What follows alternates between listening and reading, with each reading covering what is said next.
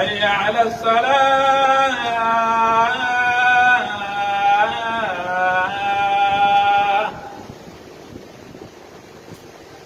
هيا على الفلاح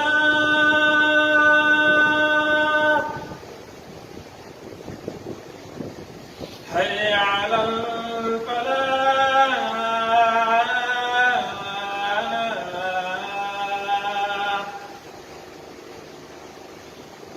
الله أكبر الله أكبر لا إله إلا الله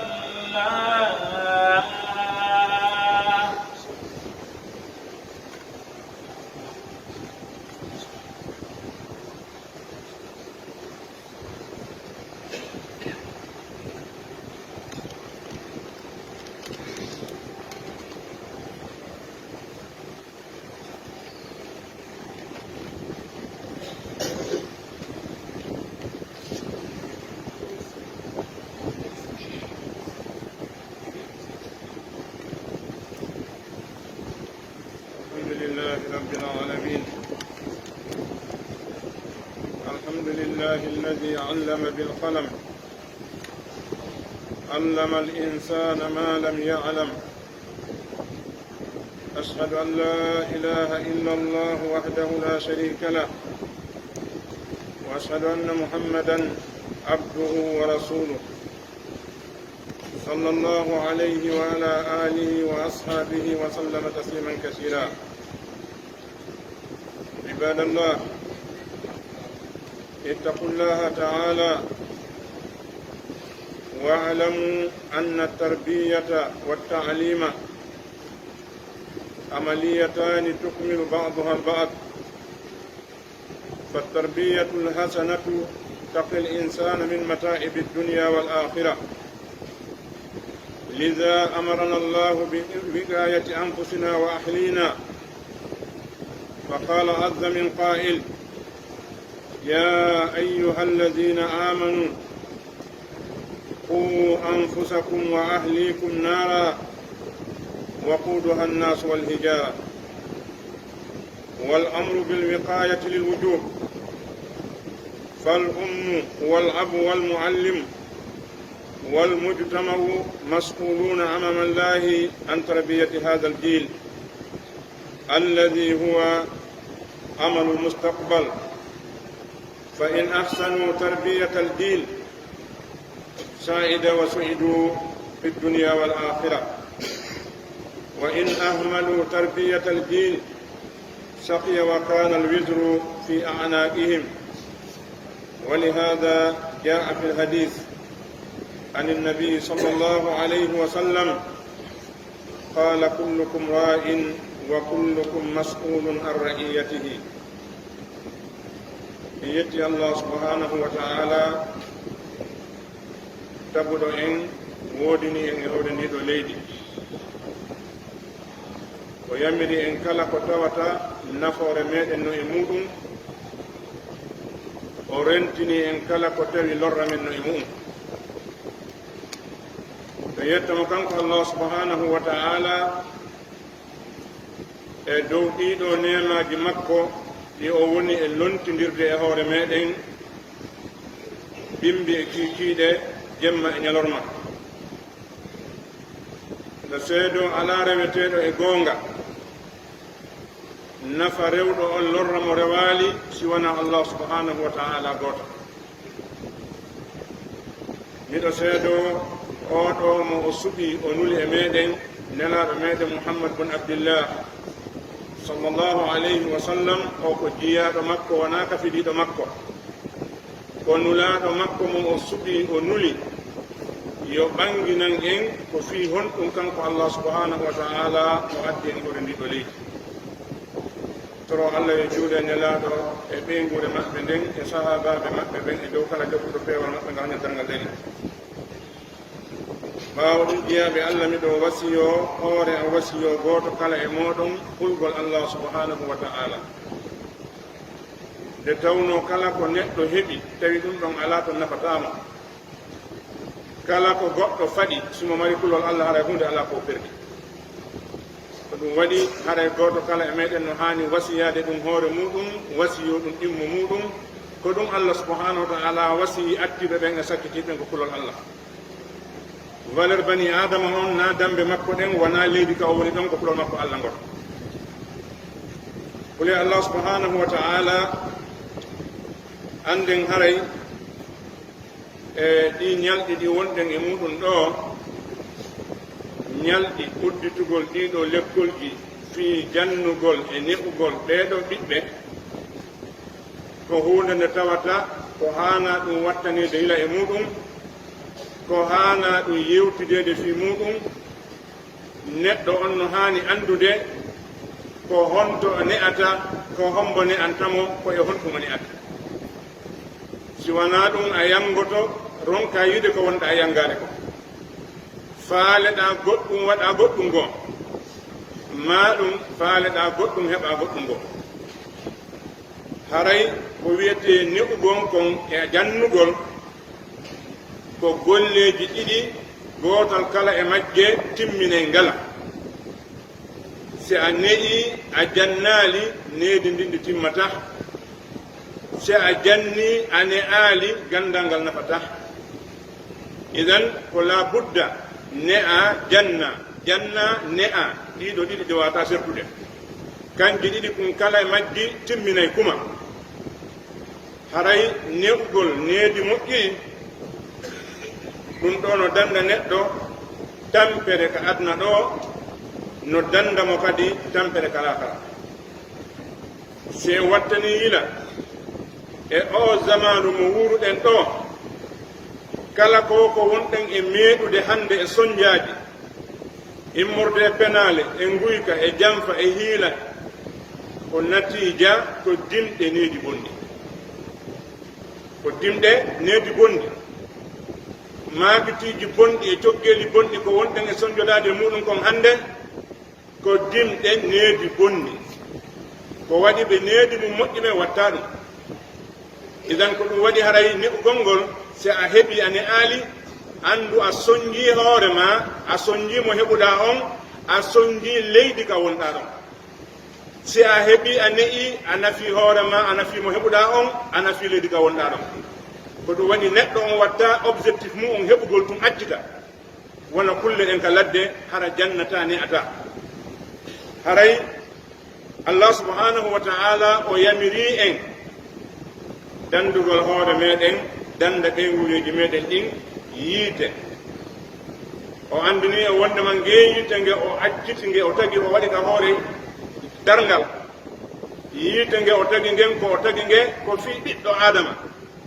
mo tawata needi mum moƴƴaali kala ɓiɗɗo adama mo needi mum boni ruttorde makko nde yama ko yiite kala ɓiɗɗo adama mo needi mum boni ka hoore leydi ɗo gooto fottata e makko wiya alhamdulillah ko wiyata ko min ninsi komi ukkodiranno e oɗo par ce que needi makko nde moƴƴaali idan Allah subhanahu wa ta'ala o noddi yimɓe gomɗinɓe ɓen o yamiriɓe yoɓe dandu hoore maɓɓe taw ko waɗi ɗoya a ne'u ko ma tawa heɗa ne'i faaqidu shay'in la yuti si a ala needi an e hoore ma needi wona duuɓi goɗɗo no jogo duuɓi hara ne'aki goɗɗo no wona baaba ɓenguɗo hara kanko ɗigo mala needi idan needi koko faggitete si tawi a ne'aka a ne'ani hoore ma ko haaloɓe pura wiyata ko neetori newɗo hoore mum koko welma wo ko ɗum moƴƴi ko mettuma wo ko ɗum boni ko welma wo ko ɗum watte ko mettuma wattake o neɗɗo wawɗo ni wona e sari o tippi o wawata honirde hay goto ɓe famodira idan haray sa a dandali hoore ma taw a wawata dandude ɓengude maɗa nden si tawi an ko beleɗe ma ɗen jokkuɗa a harata ɓengude ma nde jokkugol beleɗe ko ɗum waɗi Allah subhanahu wa ta'ala o attorma taw anne o wo on qu anfusakum dande taw hoore mo wa ahlikum dandon ɓengureji mon ɗin yiite ɗum ɗo ndeɗo yamirore ko honɗum nde holli ko wondema no waɗɗi e jon kala ɓengure danditagol e dandugol haray oɗo nenejo e baaba on e jangguinowo on e mujtama aka ɓeeɗo woni ɗon ɓeeɗo nayo ko ɓe landoteɓe fii ɓeeɗo ɓiɓɓe yawma qiyama ko waɗi needi ndi ko ɓeeɗo kafata soni moƴƴa nene on e baba on e jannowo on e mujjutama ɗoni bi'a on ka neɗɗo woni wurde ɗon si tawi woni l'école on ko kanko tun jannata duɗal ngal ko kangal tun jannata ko wona e jangede ka l'école kon ko wona jangede ka duɗal kon e ko woni ka suudu kon na hunde wotere haɗay ko fawda wona moƴƴinede no wawa ƴettugol ndiyan e yiide inna waɗa e miran goto ƴaata la yastaqimu lmau wannaru fi ina'i wahid a ƴettata fettere yiite ƴetta ndiyan waɗa e nder miran goto inna wona e ɗo wonta si tawi jikkuma on an ko wonɗa on ka suudu e ko ɓeygu ma woni e mum kon e ko wona e jannede ka l'école kon wona hunde wotere wona objectif goto marɗon haray on moƴƴini paykum kon o anda fi hoore muɗum on jiiɓaymo par ce que kanko anda kon dona ɓen o arayɗa o wolane goɗɗum o yahata o wolane goɗɗum goo o yalta ka yaasi o yiya goɗɗum goo oɗo wona neɗɗo weemuɗo o anda ko jokka ko ɗum waɗi ko ma ɗiɗo tati ɗiɗo nayyi ɗi jokkodira tawa ka suudu ko woni ton kon ka l'école ko jangete ton kon e yaasi on ka o yaltata o yiya ɗon si ɗiɗo fof ko peewal woni muɗum mi innaali o feeway kono o suuɗa e bonki makko ɗi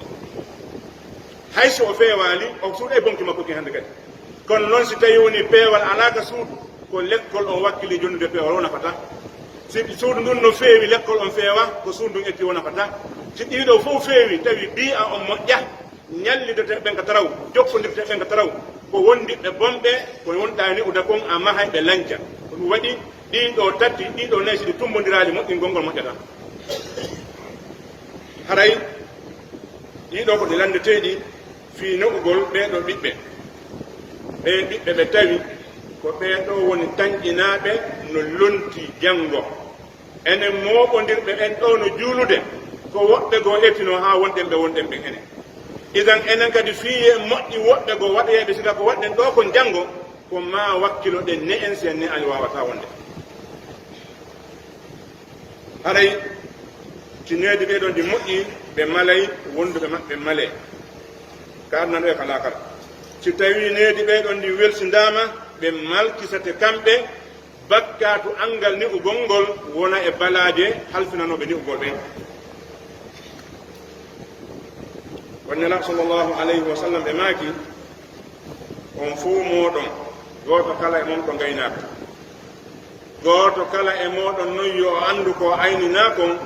o arata yawmal qiyama o feƴƴa tun o landoyte fii ko halfinano ko o landidete fii ko aynina kon ɓeɗo ɓiɓɓe ma ndeɗo ɓeygure ma nde tawi ka yaaɗa o mo fottuɗa o hiwriɗoma o ko attoto landade mata o ɓeygure nden goy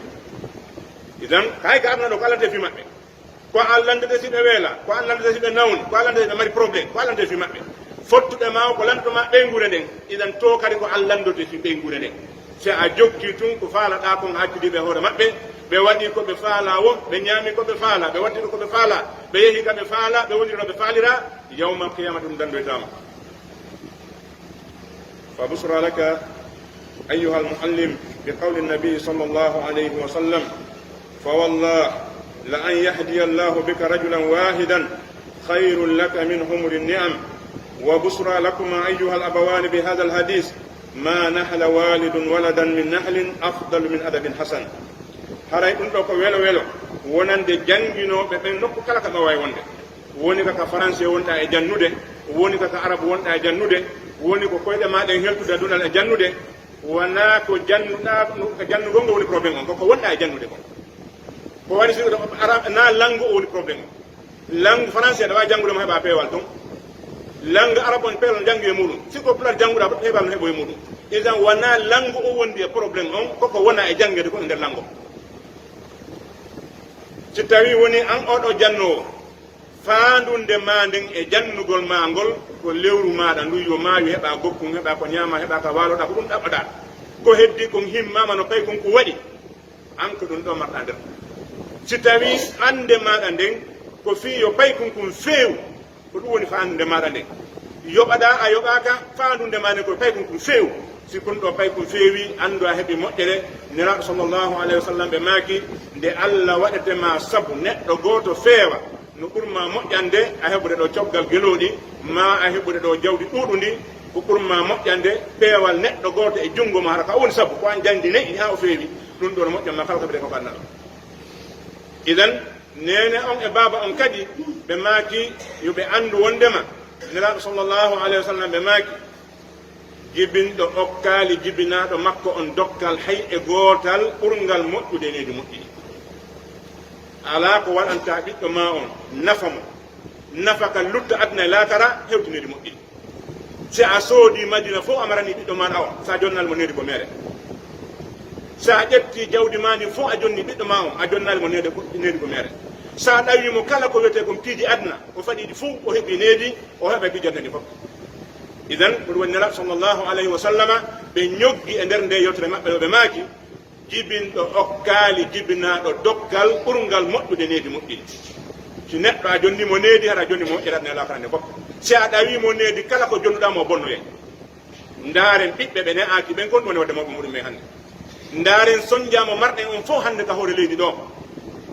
ko kulol needi bonndi ndin en hula ɗe kulle wonɗe ka nder ndiyam ha hannde lingi ma boddi yaltali ka maayo aɗa jaggite hoore yimɓe nder saare ɗo waɗani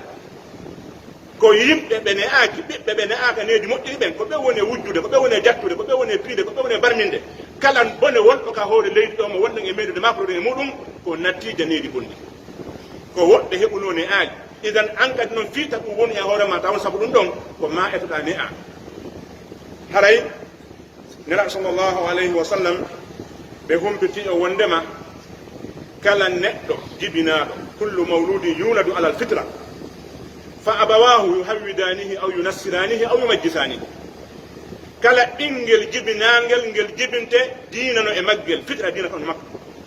ko mawɓe makko ɓen wattamo alyahud maɓe waɗamo annasara maɓe waɗamo majus sabu koko ɓe wowlanimo kon ko ɓe ne'imo kon ko ɓe naninimo kon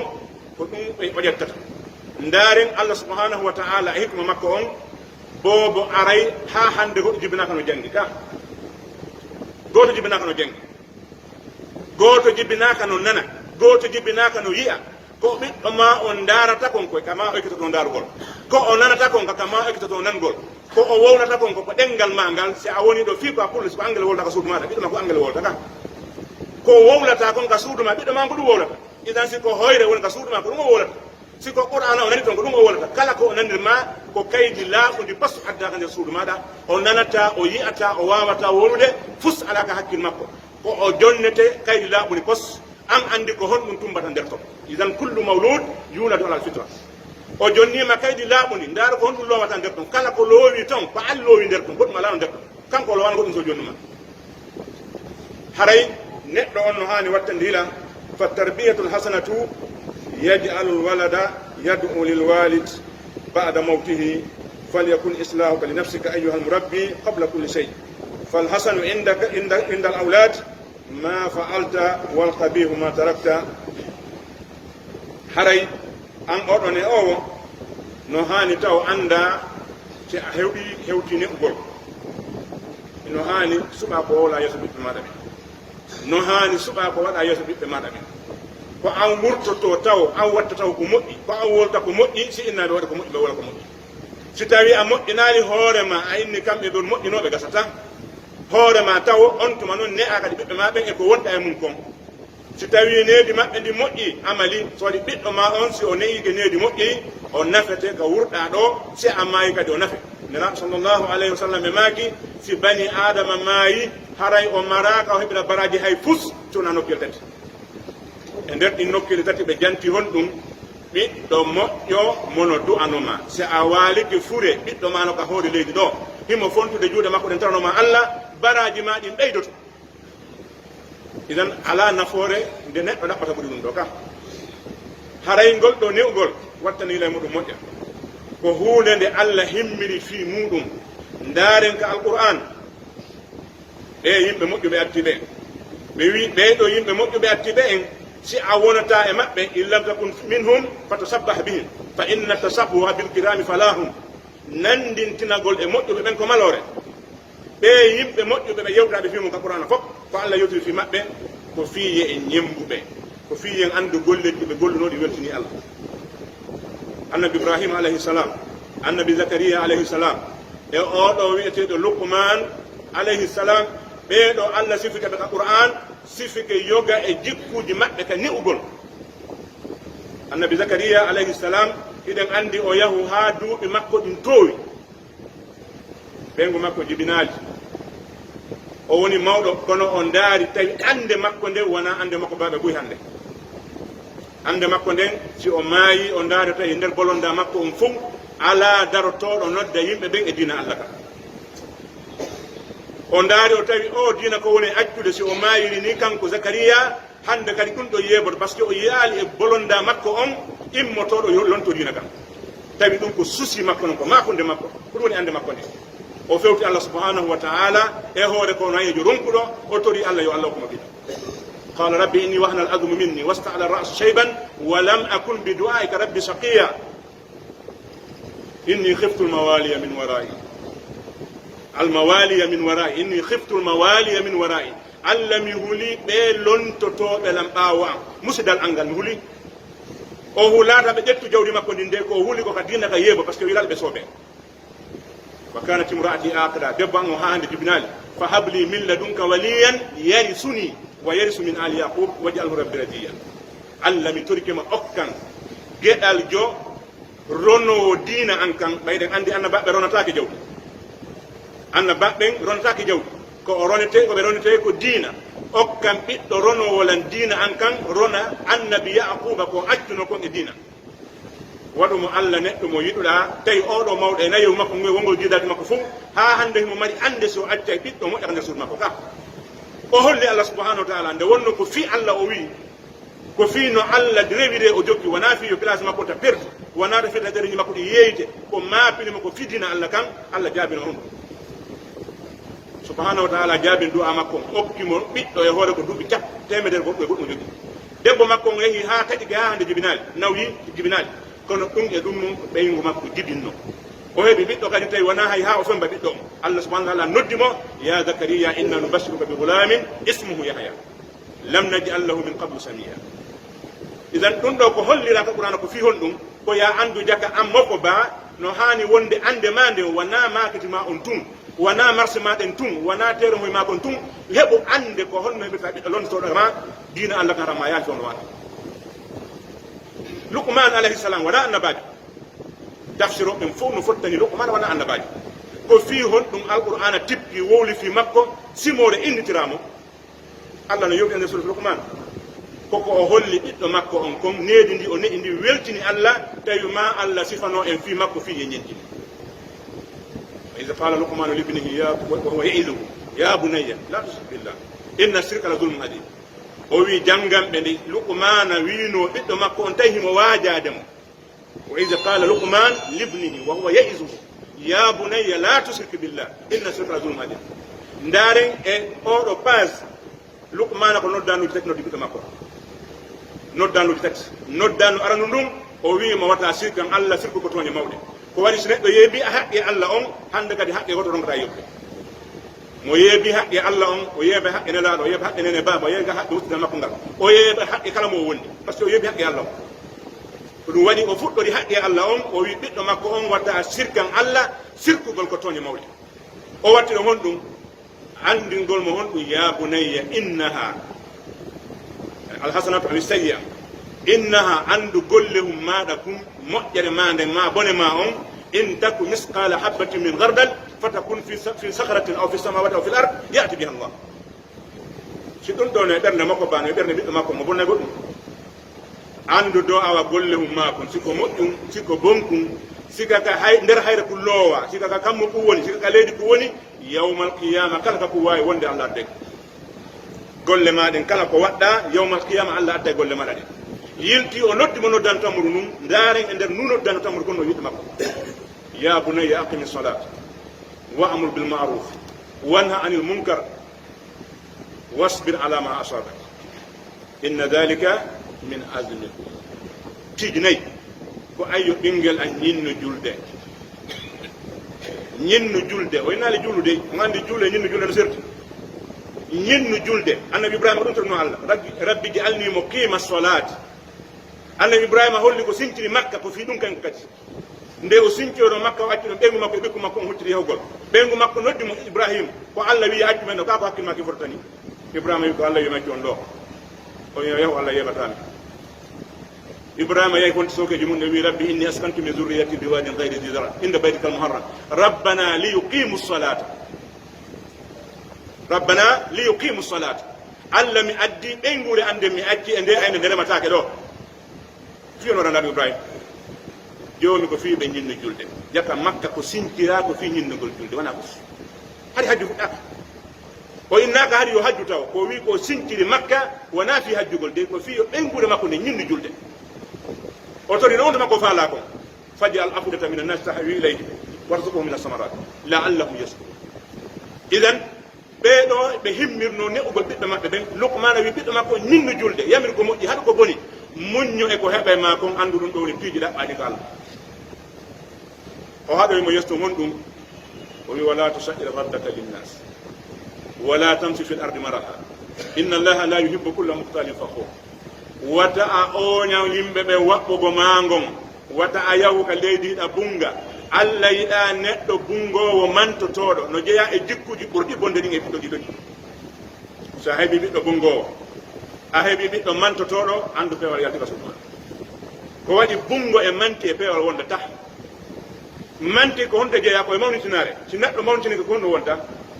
nelaɗo sallllahu alayhi wa sallam ko maaki alkibru batrul haqqi wa hamtu nnas mawnintinare ko salagol goonga e yawagol yimɓe ɓe itta bote maɓɓe si neɗɗo heeɓi on jikku aɗa heeɓi probléme idan o wi ɓiɗɗo makko no waɗ ɗum de wata a mawnitinano yimɓe ɓen wata a won neɗɗo bungowo ka hoore leydi ɗo allah yiɗa neɗɗo mantotoɗo yiɗa neɗɗo bungowo o haɗi mo ɗiɗo ɗiɗi o continue yamirgol mo ngol o wi waqsid fi masyika waqdud min sawtika inna ankara al aswati la sawtu hamir amino wiyama hunde wottere siɗa yahude ka hoore laawol waɗ ɗoyi laawol ko kafangol siɗa yahude ka hoore laawol waɗu doyi nden ñandere oto ala ko baboy e putoye woduno nde ñande ka kono haɗaali o ɓiɗɗo makko on waqsid fi masyika hakkilɗi yaadu maɗa ndun ko on jikku allah mantiri jeeyaɓe allah ɓen wa ibadurahmani alladina yamsuna ala al ardi hawnan jeeyaɓe allah ɓen ko ɓe yaheɓe ka hoore leydi e neware wuggata ko wuggande feƴƴitunde ñeegata ñeegande feƴƴitunde par ce que sa wuggeke ko feƴƴiti alors ranmo pottuɗa o on tayɗa arde si a ñeegi alors ray uruɗo ɓaw ma o si a rewali lawol magol a lorray ardo hananoma on idan fiwata ɗum fo woni waqsid fi masjid hakkilɗi yaadu maɗan tippina hiɗo mangon andu hiɗo fof ko ɓuuri kanude ka allah ɓurañade ka allah ko nde neɗɗo woni luukirgol o babba idan ɗum ɗo ko neediji ɗi o newno ɓiɗɗo makko on allah jantani en ɗi gotum goto fi on ɗum hollugol ko siga ɗi neediji no welamo jaka si neɗɗo ne'i needi moƴƴiri allah weltantomo ɗum so weltani lukman tawi ma o intinamo sumode ka qur'an o jippina ɗon tawa janggata dal ngal garo idan haray wattani wila ngol ɗo ne'ugol ɓeɗo ɓiɓɓe ko waajibi e hoore men wona siɗa faala ya wat joni noon ne'ugol ngol ko ma ndaara ko hombo wonma e jannande ɓiɗɗo ma o ko honno o wayi ko holɗum o fiɓi si a ƴetti ɓiɗɗo ma o a jonni a tefa lekkol on ko hombo jeeyi a tefa jannogo ko ɗum e jannude a anda hay hunde ko woni nder ton an koye yo ɗum ka lekkol kum artalan ni si ɗum feewal jang hombo woniroyta ko an ƴetti mbuɗi ma ɗi suudi majjene ɗe hombo feloyta ko ma jaɓa wakkiloɗa naɓa ka peewal ngal janggete ɗon janga peewal yamire ka suudu peewal haɗamo yahugol ka yaasi ka yimɓe bomɓe ɓe woni toon ko waɗi noon kala ko jannuɗa kala ko neɓuɗa ka nder suudu so tawi o uppodiri e yimɓe bomɓe ɓen ka laawol o fewata hande no jeeya ko ɓuri soñdude en ka neɓugol ka leydi meɗen ɗo nde tawno biya on ko biya bon yaasi on si payi ko yalti ko ñalli ka taraw ɗum arti kikiɗe kala ko ɗum jannguno e peewal kala ko ni ano ka suudu e peewal ɗum hawkay ɗum o yiya e jikkuji goo nder toon tawa ɗin ɗon welatamo tawi wompino ɗi battimule bone feƴƴino ka yaasi hande hayso o yaltali téléphone ji ɗi ɓiɓɓe ɓen jogui ɗin hande téléphone ji ɗi ɓiɓɓe ɓen jogui ɗi ka nder cuuɗi ko ɗaɓɓeteno ka yaasi ko wondiɓe bonɓe wonɓe ka yaasi no nder téléphone sa acciri ɓiɗɗo ma on e téléphone tawi ko faala wo o ndaare mo o faala wo o ndaare mo faala o jokkodire hande kadi sa faala accirimo yaktaraw ko ɗaɓɓanoko taraw kono nder toon aqulu qawli hada wa astaghfiru lakum fastaghfiruhu innahu huwa al-ghafurur rahim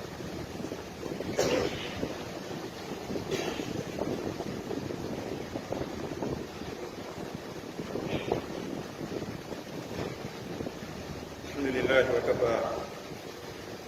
وصلاة وسلاما على الهادي البشير المصطفى وبعد عباد الله اعلموا أن الجسم وعاء الروح والقلب وله أهميته البالغة في نظر الإسلام قال النبي صلى الله عليه وسلم ألا إن في الجسد مضغة إذا صلحت صلح الجسد كله وإذا فسدت فسد الجسد كله. أيها الآباء والأمهات، أرسلوا أولادكم البنين والبنات إلى المدرسة مع بداية العام الدراسي الجديد، فمن حقوق أولادكم عليكم تعليمهم. واعلموا أن وظيفة المدارس هي تزكية النفس وإبعادها عن الشر وتعليم الناس بما ينفعهم. يتي الله سبحانه وتعالى ترمو يجول النبي صلى الله عليه وسلم ابن ورمت عليه الحسنك يا بالله عندن هري بني آدم nduɗo ɓandu makko ko ne'tin kono ne'u gongol wona e nduɗo ɓandu hatti ɓuri heewude noon hande e himme baabiraɓe buy si wonaɓe Allah yurma ko ne'ugol ɓandu ndun. ɓandu ndun ko ne'irte ko ñaamugol e ñawdagol e yargol e waalagol e ɓornagol. ɗiɗo mo kala no wakkili ɗum ɗo. lutti hande kadi ruuhu neɗɗo on ko ɗum ɗo woni neɗɗo on. waɗi shairu wi ya gadima aljismi kam tasqa li khidmatiha akbil ala ruhi fastakmil kamalatiha fa anta birruhi la biljismi insan. ko ayyo tampanowo ɓandu ndu ɓandu ndu wonɗa tampande ɗo. ayyo tampanowo ɓandu soda dolokaji ɓurɗi sattude prix, ɗaɓɓa cuuɗi ɓurɗi ɗatude ma ɓurɗi ɗatude, ɗaɓɓa ñameteji ɓurɗi sattude prix. sa a ñaami pilamo 1 million nagge ñaamiɗa huɗo ngo ɓurde fayde. wona ñamete on faynama ko si Allah no faala. idan ɗina e wonɗi ka ladde ɗe kulle wonɗe ka ladde wonɗe ñamude ñoogue to ñaama huɗo ƴakka leɗɗe yara ndiyam ɗe no mari ɓandu ɓurma ko ñamata ɗo pilawi satta pi fami ko a patron ɗum naadina fano. idan ƴettu jawɗi ndi wona kandi hani wadde ɗon wata sikku ko ñammingol ɓiɗɗo ma on ko satti piri ñaama hibba ko ɗum woni ne'ugol ɗum nani ugol non. ndu ɓandu ndu wonɗa e yangana ɗo ɓorna ko satti ñammina ko satti ndu ɗo wona ndu woni bani adama ko ruhu on. ñande ruhu on iwi ɗo wo a noddita jama on ɓe wallema ha koyde goɗɗo ko o laba wo ko tiiɗi wo ko o foti wo si ruhu on ittama ɓandu makko ndum amata tan basuɗu ma. idan important bani adama ko ruhu makko on. o ruhu ɗo noon ko diina kan ne'irte, so ne'iraka diina nafata. fa anta bir ruhi la bil jismi insan. an ko sabu o ruhu wonirɗa neɗɗo wona ɓandu ma ɗum de na ɓandu ma ndu wamma an ruhu on o ɓandu ko enveloppe ni ka ruhu o wattete. idan sa ne ali ruhu on ko ne'irte ko deftere Allah nden e sunna nelaɗo sallllahu alayhi wa sallam. sa a ne'irali ruhu ɓiɗɗo ma on ɗum ɗo ko mere wonɗa yangade a yangoɗo yalta pus ko waɗi a ne'eɗo goɗɗo on jadda ha janggo nawni ñalla goto a horo lana ɓes ko yangda ko lani on ɗo woni. kono siko diina ne'irɗamo ruhu on ne'uɗa ɗum perdata aduna perdata laka. idan haray no hikki e ɗum ɓandu ndun nde ɓernde ɗo ɓernde nden nde hana toppitede ko ɗo woni direction bani adama on. neɗɗo on direction makko on ko ɗo ko nela sallllahu alayhi wa sallam ɓe maaki wattane yila no e ɓandu neɗɗo huyre si nden huyre moƴƴi ɓandu ɗum fof moƴƴi, si nden huyre ɗon boni hara e ɓandu ɗum fof boni. ɓe maaki nden huyre ko ɓernde nde. ɓernde bani adama nden si moƴƴi junngo makko ngo moƴƴay, gite makko ɗe moƴƴa, nande makko ɗe moƴƴa. si ɓernde nden boni gite noppi jenta ko moƴƴi, si ɓernde boni hunduko wolta ko moƴƴi, junngo watta ko moƴƴi. idan moƴƴugol neɗɗo on ko moƴƴugol ɓernde nden. moƴƴugol ɓernde nden noon ko honɗum ko jikkuji e neediji islamu lanndiri sinatande ko haɗa moƴƴade. bonugol ɓernde wona musugol naɗago donkade. o ɓernde moƴƴugol ɗo ko nelaɗo faandi ko ñawdirgol nde diina kan etagol jikkuji moƴƴi ɗin tuto nder ton. al hulqu bit takhalluk, jikku koko ekkitete. sa ekkite ɓiɗɗo ma jikku moƴƴo ekkitoto. an tigi e hoore ma sa ekkitike jikku moƴƴo a ekkitoto a waway. kono noon sa ekkitaki jikku moƴƴo andu a wonani hay fus. wannela sallllahu alayhi wa sallam ɓe piyani misal ɓurgal laɓede. ɓe ƴettayno darogal ɗo ɗe yeeso maɓɓe ɓe maka hon ɗum allahumma kama ahsanta khalqi fa ahsin hulqi. allah mi torikema no moƴƴinirɗa mbaadi andin noon moƴƴinana jikku am. ko waɗi si mbaadi moƴƴi jikku boni a ɗum haɗano kaani. mbaadi labadi e jikku bonɗo ɗum yaada. nelaɗo sallllahu alayhi wa sallam ɓe dartoto ko darogal ɓe maka allah mi torikema wano moƴƴinirɗa mbaadi andi ni moƴƴinana jikku an on. idan sa tutali jikku moƴƴo e needi moƴƴiri e nder ɓernde ɓiɗɗo maɗa on andu haɗa ko yawi wonɗa yangade.